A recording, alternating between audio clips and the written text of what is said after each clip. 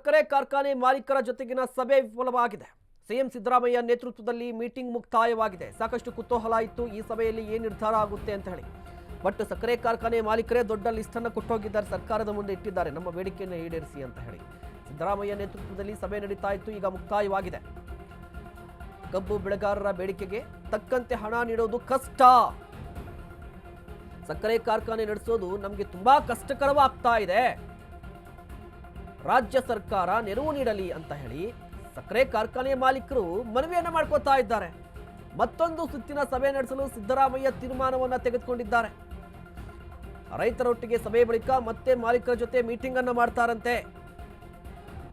ಅವರು ಬಿಡ್ತಾ ಇಲ್ಲ, ಇವರು ಬಿಡ್ತಾ ಇಲ್ಲ. ಸಕ್ಕರೆ ಕಾರ್ಖಾನೆ ಮಾಲೀಕರ ಜೊತೆ ಸಿದ್ದರಾಮಯ್ಯ ನೇತೃತ್ವದಲ್ಲಿ ಕಳೆದ 2 ಗಂಟೆಗಳಿಂದ ಸಭೆ ಆಗ್ತಾ ಇತ್ತು. ಆ ಸಭೆಯಲ್ಲಿ ಸಕ್ಕರೆ ಕಾರ್ಖಾನೆ ಮಾಲೀಕರು ಹೇಳಿದ್ದು ಒಂದೇ, ಸ್ವಾಮಿ ನಮಗೂ ತುಂಬಾ ಕಷ್ಟ ಆಗ್ತಾ ಇದೆ, ಕಾರ್ಖಾನೆಯನ್ನು ನಡೆಸಲಿಕ್ಕೆ ಸಾಧ್ಯ ಆಗ್ತಾ ಇಲ್ಲ, ನಮ್ಮನ್ನು ಕೂಡ ನೋಡಿ. ರೈತರು ಕೇಳ್ತಾ ಇದ್ದಾರಲ್ವಾ, 3500 ರೂಪಾಯಿ ಕೊಡೋಕೆ ಸಾಧ್ಯನೇ ಇಲ್ಲ, ನಾವು ಕೂಡ ಸಂಕಷ್ಟದಲ್ಲಿದ್ದೀವಿ ಅಂತ ಹೇಳಿ ಮನವಿಯನ್ನು ಮಾಡಿಕೊಂಡ್ರು. ಸಿದ್ದರಾಮಯ್ಯರು ಕೂಡ ಒಂದು ನಿರ್ಧಾರಕ್ಕೆ ಬಂದಿದ್ದಾರೆ. ಈಗ ರೈತ ಮುಖಂಡರ ಜೊತೆಗೆ ಒಂದು ಸಭೆ ನಡೆಸ್ತೀವಿ, ಆ ಸಭೆಯ ಬಳಿಕ ಮತ್ತೊಮ್ಮೆ ಇನ್ನೊಂದು ಸಭೆ ಅಂತ ಹೇಳ್ತಾರಂತೆ. ನನಗೆ ಈ ಲಾಜಿಕ್ಕೇ ಅರ್ಥ ಆಗಲ್ಲ. ಸಕ್ಕರೆ ಕಾರ್ಖಾನೆ ಮಾಲೀಕರ ಲಾಜಿಕ್ ಏನಪ್ಪ ಅಂತ ಹೇಳಿದ್ರೆ, ನಷ್ಟದಲ್ಲಿದ್ದೀವಿ ಅಂತ ಹೇಳ್ತಾರೆ. 2013ರಲ್ಲಿ ಕೇವಲ ಒಂದು ಕಾರ್ಖಾನೆ ಇರುತ್ತೆ. ನಷ್ಟ ಇದ್ರೆ 2014 ಅಥವಾ 2025ಕ್ಕೆ ಬಂದಿದ ತಕ್ಷಣ 4-5 ಕಾರ್ಖಾನೆ ಯಾಕೆ ಓಪನ್ ಆಗುತ್ತೆ? ಲಾಸಲ್ಲಿದ್ದರೆ ಯಾರು ಕೂಡ ಕಾರ್ಖಾನೆಯನ್ನು ಓಪನ್ ಮಾಡ್ಲಿಕ್ಕೆ ಹೋಗ್ತಾರಾ? ಹೊಸ ಕಾರ್ಖಾನೆಗಳನ್ನು ಓಪನ್ ಮಾಡ್ತಾರಲ್ಲ, ಹೇಗೆ ಲಾಸ್ ಆಯಿತು ಹಾಗಾದರೆ? ಈ ಪ್ರಶ್ನೆಗಳನ್ನು ಕೂಡ ಕೇಳಬೇಕಾಗುತ್ತೆ. ನೋಡಿ, ಒಂದು ಡೇಟಾ ಇದೆ ರಾಜ್ಯದಲ್ಲಿ, ಯಾರ ಹತ್ರ ಎಷ್ಟೆಷ್ಟು ಕಾರ್ಖಾನೆಗಳಿದೆ, ಎಷ್ಟೆಷ್ಟು ಕಾರ್ಖಾನೆಗಳನ್ನು ನಡೆಸ್ತಾ ಇದ್ದಾರೆ, ಸರ್ಕಾರದ ಸ್ವಾಮ್ಯದಲ್ಲಿ ಎಷ್ಟಿದೆ, ಖಾಸಗಿ ಎಷ್ಟಿದೆ ಅಂತ ಹೇಳಿದ್ರೆ ರಾಜ್ಯದಲ್ಲಿ 81 ಸಕ್ಕರೆ ಕಾರ್ಖಾನೆಗಳು ದಾಖಲಾಗಿರುವಂಥದ್ದು. 81. ಈ ಪೈಕಿ ಬೆಳಗಾವಿ, ವಿಜಯಪುರ, ಕಲಬುರಗಿ ಜಿಲ್ಲೆಯಲ್ಲಿ 53 ಇದೆ. ಬೆಳಗಾವಿ ನೋಡಿ, ಬೆಳಗಾವಿಯಲ್ಲಿ ಅತಿ ಹೆಚ್ಚು. ಬೆಳಗಾವಿ, ವಿಜಯಪುರ, ಕಲಬುರಗಿ ಜಿಲ್ಲೆಯಲ್ಲಿ 53 ಸಕ್ಕರೆ ಕಾರ್ಖಾನೆಗಳಿದೆ. ಈ ಸಕ್ಕರೆ ಕಾರ್ಖಾನೆಗಳು ಎಲ್ಲವೂ ಕೂಡ ರೈತರದ್ದು ಯಾರ್ದು ಅಲ್ಲ, ಎಲ್ಲ ಶ್ರೀಮಂತರದೇ. ಆ ಶ್ರೀಮಂತರು ಯಾರು ಅಂತ ಹೇಳಿದ್ರೆ ರಾಜಕಾರಣಿಗಳು, ಸಂಸದರು, ಸಚಿವರು, ರಾಜಕಾರಣಿಗಳ ಮನೆಯವರು ಅಥವಾ ಅವರ ಬೆಂಬಲಿಗರು ನಡೆಸ್ತಾ ಇರುವಂತಹ ಸಕ್ಕರೆ ಕಾರ್ಖಾನೆಗಳು ಇವು. ಅವರ ಹಿಡಿತದಲ್ಲಿರುತ್ತೆ. ಹೋಗ್ಲಿ, ನಷ್ಟದಲ್ಲಿರುವಂಥ ಕಾರ್ಖಾನೆಗಳ ಸ್ಥಿತಿ ಏನು ಸಾರ್ ಅಂತ ಹೇಳಿದ್ರೆ, ನಷ್ಟದಲ್ಲಿ ಇದ್ದರೂ ಕೂಡ ಈ ಸಕ್ಕರೆ ಕಾರ್ಖಾನೆಯ ಮಾಲೀಕರು ಇರ್ತಾರಲ್ವಾ, ಅವರು ಹೋಗಿ ಅದನ್ನು ತೆಗೆದುಕೊಳ್ತಾರೆ, ಒಪ್ಪಂದ ಮಾಡ್ಕೋತಾರೆ, ಲಾಭ ಬರೋ ರೀತಿ ಮಾಡ್ತಾರೆ. ಇಷ್ಟೇ. ಸಕ್ಕರೆ ಕಾರ್ಖಾನೆ ಅಂತ ಬಂದರೆ ಉತ್ತರ ಕರ್ನಾಟಕ ಭಾಗದಲ್ಲಿ ಮಾತನಾಡೋದಾದರೆ ಪ್ರತ್ಯಕ್ಷವಾಗಿ ಪರೋಕ್ಷವಾಗಿ ಎಲ್ಲ ಸಕ್ಕರೆ ಕಾರ್ಖಾನೆ ಮಾಲೀಕರು ಕೂಡ ರಾಜಕಾರಣಿಗಳ ಲಿಂಕನ್ನು ಹೊಂದಿದ್ದಾರೆ ಅಥವಾ ಅವರೇ ರಾಜಕಾರಣಿಗಳಾಗಿರ್ತಾರೆ. ಇವ್ರಿಗೆ ನಿಜವಾಗ್ಲೂ ಕೂಡ ರೈತರ ಬಗ್ಗೆ ಕಾಳಜಿ ಇರುತ್ತಾ? ಇವ್ರು ವ್ಯಾಪಾರ ಮಾಡ್ತಾ ಇದ್ದಾರೆ, ವ್ಯಾಪಾರದಲ್ಲಿ ಲಾಭ ನೋಡ್ತಾರೆ ಅಷ್ಟೇ. ಇವ್ರು ನಿಜವಾಗ್ಲೂ ಕೂಡ ಕಾಳಜಿ ಇರುತ್ತಾ ಅನ್ನುವಂಥ ಪ್ರಶ್ನೆಯನ್ನು ನಮಗೆ ನಾವೇ ಹಾಕ್ಕೊಳ್ಬೇಕಾಗುತ್ತೆ. ಇದರ ಜೊತೆಗೆ ಈಗ ಸಕ್ಕರೆ ಕಾರ್ಖಾನೆ ಮಾಲೀಕರು ಮಾತನಾಡ್ತಾ ಇದ್ರಲ್ವಾ, ಲಾಸ್ ಆಗ್ತಾ ಇದೆ ಅಂತ ಹೇಳಿ. ಅವ್ರು ಲಾಸ್ ಎಲ್ಲಿ ತೋರಿಸ್ತಾ ಇದ್ದಾರೆ ಗೊತ್ತಾ? ಒಂದು, ಸಕ್ಕರೆ ಕಾರ್ಖಾನೆಗಳ ಆರ್ಥಿಕ ಸ್ಥಿತಿ ಅಂದರೆ ಈ ಕಬ್ಬನ್ನು ತೆಗೆದುಕೊಳ್ತೀವಲ್ವಾ, ತೆಗೆದುಕೊಂಡು ಅದನ್ನು ಸಕ್ಕರೆ ಮಾಡೋ ತನಕ ತುಂಬ ಲಾಸ್ ಆಗ್ತಾ ಇದೆ ಅಂತ, ತುಂಬ ಲಾಸ್ ಆಗ್ತಾ ಇದೆ, ನಮ್ಮ ಪರಿಸ್ಥಿತಿ ಹೀಗಿದೆ, ನಾವು ಅಷ್ಟೊಂದು ಅಮೌಂಟ್ ಕೊಡಲಿಕ್ಕಾಗಲ್ಲ ಅಂತ ಹೇಳ್ತಾ ಇರುವಂಥದ್ದು. ಈ ಬಗ್ಗೆ ಇನ್ನಷ್ಟು ಮಾಹಿತಿಯನ್ನು ಪಡೆಯೋಣ. ದೀಪಾ ನಮ್ಮ ಪ್ರತಿನಿಧಿ ದೂರವಾಣಿ ಸಂಪರ್ಕದಲ್ಲಿದ್ದಾರೆ. ದೀಪಾ, ಗಮನಿಸ್ತಾ ಇದ್ದೀವಿ, ಸಾಕಷ್ಟು ಕುತೂಹಲ ಇತ್ತು. ಸಕ್ಕರೆ ಕಾರ್ಖಾನೆ ಮಾಲೀಕರ ಜೊತೆ ಸಭೆ, ಏನಾಯಿತು ಸಭೆಯಲ್ಲಿ ಅಂತ? ಮಹೇಶ್, ಇವತ್ತು ಏನು ಸಕ್ಕರೆ ಕಾರ್ಖಾನೆ ಮಾಲೀಕರ ಜೊತೆ ಸುಮಾರು 54 ಕಂಪನಿಗಳ ಮಾಲೀಕರ ಜೊತೆ ಸಭೆಯನ್ನ ಸಿಎಂ ಒಂದು ಹಂತಕ್ಕೆ ಮುಕ್ತಾಯ ಮಾಡಿದ್ದಾರೆ. ಆದ್ರೆ ಸಭೆ ಇನ್ನೂ ಅಪೂರ್ಣ ಆಗಿರುವಂತಹದ್ದು. ಯಾಕಂದ್ರೆ ರೈತರೊಟ್ಟಿಗೆ ಸಭೆಯನ್ನ ನಡೆಸಿ ಬಳಿಕ ಮತ್ತೊಂದು ಹಂತದ ಸಭೆಯನ್ನ ಅವರ ಜೊತೆ ಮಾಡ್ಬೇಕು ಅನ್ನುವಂತಹದ್ದು ನಿಟ್ಟಿನಲ್ಲಿ ಸಭೆ ಅಪೂರ್ಣ ಆಗಿದೆ.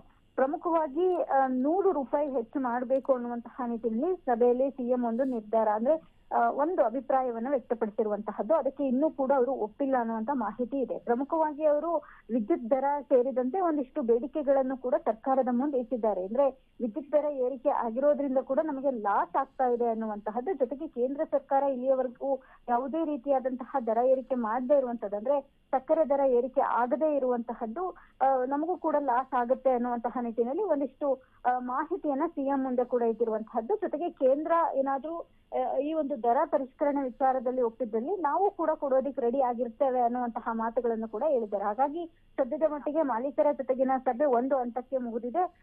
ಈಗ ರೈತರ ಜೊತೆ ಸಭೆ ಆರಂಭ ಅನ್ನುವಂತಹದ್ದು. ಆದ್ರೆ ಪ್ರತಿಭಟನಾ ರೈತರು ಯಾರು ಕೂಡ ಭಾಗಿಯಾಗಿಲ್ಲ ಆ ಭಾಗದಲ್ಲಿ. ವರ್ಚುವಲ್ ಮೂಲಕ ಭಾಗಿ ಆಗ್ತಾರೆ ಅನ್ನುವಂತ ಮಾಹಿತಿ ಇದೆ. ಆದರೆ ಅದು ಎಷ್ಟು ಅಂದ್ರೆ ಭಾಗಿ ಆಗ್ತಾರೆ ಇಲ್ಲ ಅನ್ನುವಂತಹದ್ದು ಕೂಡ ಕನ್ಫರ್ಮ್ ಇಲ್ಲ. ಆದ್ರೆ ಮಂಡ್ಯ ಭಾಗದ ಕೆಲವೊಂದಿಷ್ಟು ಜನ ರೈತರು ಈ ಒಂದು ಸಭೆಯಲ್ಲಿ ಭಾಗಿಯಾಗಿದ್ದಾರೆ. ಜೊತೆಗೆ ಜಿಲ್ಲಾಧಿಕಾರಿಗಳ ಜೊತೆಗೂ ಕೂಡ ಸಿಎಂ ಈಗ ಸಭೆಯನ್ನ ತೆಗೆದುಕೊಂಡಿರುವಂತಹದ್ದು. ಇದಾದ ಬಳಿಕ ಮತ್ತೊಮ್ಮೆ ಅಂದ್ರೆ ರೈತರು ಮಾಲೀಕರು ಏನ್ ಹೇಳಿದ್ದಾರೆ ಅನ್ನುವಂತಹದ್ದು, ಅವ್ರು ಏನು ಕನ್ವಿನ್ಸ್ ಮಾಡಿದ್ದಾರೆ ಅನ್ನುವಂತಹದನ್ನ ರೈತರ ಮುಂದಿಟ್ಟು ರೈತರು ಅದಕ್ಕೇನ್ ಹೇಳ್ತಾರೆ ಅಥವಾ ಅವ್ರು ಒಪ್ಪಿದ್ದಾರೋ ಇಲ್ಲೋ ಅನ್ನುವಂತಹದ್ದು, ಅಥವಾ ಬದಲಿ ಏನಾದ್ರೂ ಕ್ರಮ ತೆಗೆದುಕೊಳ್ಬಹುದಾ ಅನ್ನುವಂತಹ ನಿಟ್ಟಿನಲ್ಲೂ ಕೂಡ ಮತ್ತೊಮ್ಮೆ ಮಾಲೀಕರ ಜೊತೆ ಸಭೆಯನ್ನ ಮಾಡ್ತಾರೆ ಅನ್ನುವಂತ ಮಾಹಿತಿ ಕೂಡ ಇದೆ. ನೋಡಿ, ಒಂದ್ ಕಡೆ ರೈತರು ಕೂಡ ಪ್ರತಿಭಟನೆ ನಡೆಸ್ತಾ ಇದ್ದಾರೆ. ಈಗ ಬೆಳಗಾವಿಯಲ್ಲಿ ಕಲ್ಲು ತೂರಾಟ ಕೂಡ ನಡೀತಾ ಇದೆ. ಅಂದ್ರೆ ಬೆಳಗಾವಿಯಲ್ಲಿರುವಂತಹ ರೈತರು ಯಾರು ಕೂಡ ಇವತ್ತಿನ ಸಭೆಯಲ್ಲಿ ಭಾಗಿಯಾಗುವ ಸಾಧ್ಯತೆಗಳು ತೀರಾ ಕಡಿಮೆ ಇದೆ. ಅದು ಒಂದು ಕಡೆ. ಸಕ್ಕರೆ ಕಾರ್ಖಾನೆ ಮಾಲೀಕರ ಜೊತೆ ಸಭೆ ವಿಫಲವಾಗಿದೆ. ಹಾಗಾದ್ರೆ ಸಕ್ಕರೆ ಕಾರ್ಖಾನೆ ಮಾಲೀಕರು ಏನು ಹೇಳ್ತಾ ಇದ್ದಾರೆ, ಅವ್ರ ವಾದ ಏನು? ಇದ್ರ ನಡುವೆ ಸರ್ಕಾರ ಏನಾದರೂ ಗುಡ್ ನ್ಯೂಸ್ ಕೊಡುವ ಸಾಧ್ಯತೆಗಳು ಏನಾದರೂ ಇದೆಯಾ ರೈತರಿಗೆ ಅಂತ? ಅಂದ್ರೆ ಪ್ರಮುಖವಾಗಿ ನಾ ಈಗ ಹೇಳಿದಂತೆ ವಿದ್ಯುತ್ ದರದ ವಿಚಾರವಾಗಿ ಒಂದಿಷ್ಟು ಕನ್ಫ್ಯೂಷನ್ಸ್ ಇದೆ. ಅಂದ್ರೆ ಸರ್ಕಾರ ನೀಡ್ತಾ ಇರುವಂತಹ ವಿದ್ಯುತ್ ದರ ಏನಿದೆ ಅದು ಹೆಚ್ಚು ಆಗಿರೋದ್ರಿಂದ ನಮಗೂ ಕೂಡ ಲಾಸ್ ಆಗ್ತಿದೆ. ಕೇವಲ ಕಬ್ಬು ಅನ್ನುವಂತಹದ್ದಲ್ಲ, ಬೇರೆ ಬೇರೆ ಬೈ ಪ್ರಾಡಕ್ಟ್ಸ್ ಗಳೇನಿದೆ ಅದರಿಂದನೂ ಕೂಡ ನಮಗೆ ಲಾಸ್ ಇದೆ. ಜೊತೆಗೆ ಸಕ್ಕರೆ ಕಾರ್ಖಾನೆಗಳು ಅಂತಂದ್ರೆ ಆರ್ಥಿಕ ಪರಿಸ್ಥಿತಿ ಯಾವ ರೀತಿಯಾಗಿ ಇರುತ್ತೆ ಅನ್ನುವಂತಹದ್ದು ಕೂಡ ನೋಡ್ಬೇಕಾಗತ್ತೆ ಅನ್ನುವಂತಹದ್ದು ಒಂದು ಹಂತದ ಮಾತುಕತೆ. ಇದರ ಜೊತೆಗೆ ಏನು 100 ರೂಪಾಯಿ ಕೊಡ್ಬೇಕು ಅನ್ನುವಂತಹದ್ದಿದೆ ಅಥವಾ 100 ರೂಪಾಯಿಯನ್ನ ಹೆಚ್ಚು ಮಾಡ್ಬೇಕು ಅನ್ನುವಂತಹದ್ದಿದೆ. ಅದು ಇನ್ ಕೇಸ್ ಏನಾದ್ರೂ ಮಾಲೀಕರು ಒಪ್ಪದೇ ಇದ್ರೆ ಅದನ್ನ ಸರ್ಕಾರವೇ ಭರಿಸ್ಬೇಕಾಗತ್ತೆ. ಜೊತೆಗೆ ಕಾರ್ಖಾನೆ ರೈತರಿಗೆ ಬೇಡಿಕೆಗೆ ತಕ್ಕಂತೆ ಹಣ ಕೊಡ್ಬೇಕು ಅಂದ್ರೂ ಕೂಡ ನಮಗೆ ಕಷ್ಟ ಆಗತ್ತೆ ಅನ್ನುವಂತಹದ್ದು. ಜೊತೆಗೆ ಹಿಂದೆ ಅಂದ್ರೆ ಎಥನಾಲ್ ಆಗಿರ್ಬೋದು, ವಿದ್ಯುತ್ ಉತ್ಪಾದನೆ ಮಾಡಿದ್ರು ಕೂಡ ಕಂಪನಿಗಳು ಒಂದಿಷ್ಟು ಸಂಕಷ್ಟದಲ್ಲಿವೆ. ಅದರಿಂದ ನಮಗೂ ಕೂಡ ಸಮಸ್ಯೆ ಆಗ್ತಾ ಇದೆ. ನಾವು ಕೇಂದ್ರ ಸರ್ಕಾರ ಮಾಡಿದಷ್ಟೇ ಹಣವನ್ನ ಕೊಡ್ತಾ ಇದ್ದೇವೆ. ಆದ್ರೆ ಒಂದಿಷ್ಟು ಅಂದ್ರೆ ಸಾಗಣೆ ಮತ್ತೆ ಕಟಾವು ವಿಚಾರದಲ್ಲಿ ಒಂದಿಷ್ಟು ಕನ್ಫ್ಯೂಷನ್ ಆಗಿರ್ಬೋದು. ಆದ್ರೆ ಅದನ್ನ ಹೊರತುಪಡಿಸಿದಂತೆ ಉಳಿದಂತಹ ಎಲ್ಲಾ ಹಣವನ್ನು ಕೂಡ ನಾವು ಕೊಟ್ಟಿದ್ದೇವೆ ಅನ್ನುವಂತಹದ್ದು ಕೂಡ ರೈತರ ಒಂದಿಷ್ಟು ಮಾತು. ಜೊತೆಗೆ 2019ರಿಂದ ಕೂಡ ಕೇಂದ್ರ MSP ದರವನ್ನ ಏರಿಸಿಲ್ಲ, ಎಥಿನಾಲ್ ದರವನ್ನ ಏರಿಸಿಲ್ಲ. ಈ ಬಗ್ಗೆ ಸರ್ಕಾರ ಅಂದ್ರೆ ರಾಜ್ಯ ಸರ್ಕಾರ ಕೇಂದ್ರ ಸರ್ಕಾರಕ್ಕೆ ಒಂದು ಪತ್ರವನ್ನ ಬರೆದ್ರೆ ಅನುಕೂಲ ಆಗುತ್ತೆ ಅನ್ನುವಂತಹ ನಿಟ್ಟಿನಲ್ಲೂ ಕೂಡ ಒಂದಿಷ್ಟು ಮಾತುಕತೆ ಆಗಿದೆ. ಧನ್ಯವಾದ ದೀಪಾ ತಮ್ಮೆಲ್ಲ ಡೀಟೇಲ್ಸ್ಗಾಗಿ.